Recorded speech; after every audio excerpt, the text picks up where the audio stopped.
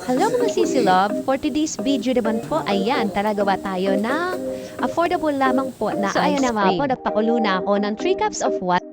Habang yung cassava flour po ay tinunaw ko na siya sa isang basong tubig. Ayan, so kumukulo na po siya kaya inilagay ko na yung cassava flour.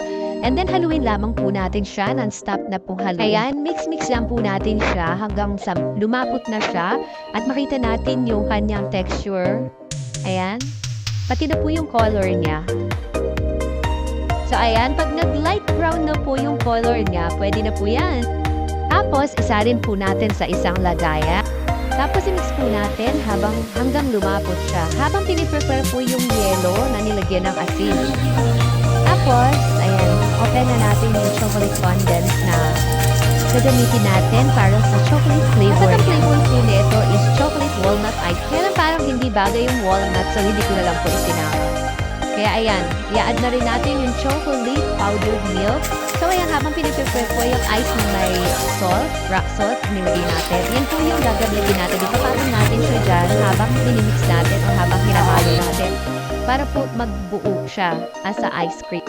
So ayan, after po niyan, pag naipatong na natin dyan, gagamitan po natin siya na hand mixer. Actually, for sample lang tong gawin. Dahil usually, pag nagagawa ko ng ice cream, meron akong condensed milk at saka meron din po akong Nestle cream. So ngayon, tinry ko naman yung cassava flour. Kaya hindi ko pa alam kung anong lasa nito. So ayan, tiniktasan ko nga pala yung chocolate powder niya. Ayan, sinimix na po natin siya sa mixer. Tapos ilagyan ko rin pala siya ng cookies. Chocolate cookies. So, ayan. Tapos, ayan, pinagteran ko siya ng chocolate, dark chocolate.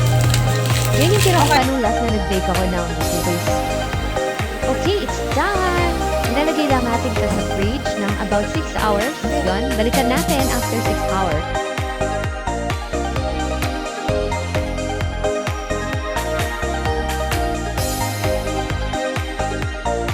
So, good morning guys! So, ayan, heto na ang ating ice cream.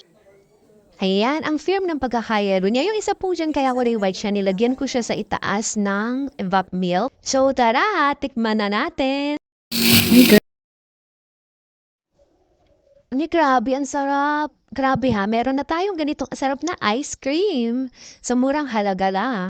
Alright, bye guys! Until my next vlog. Thank you for watching!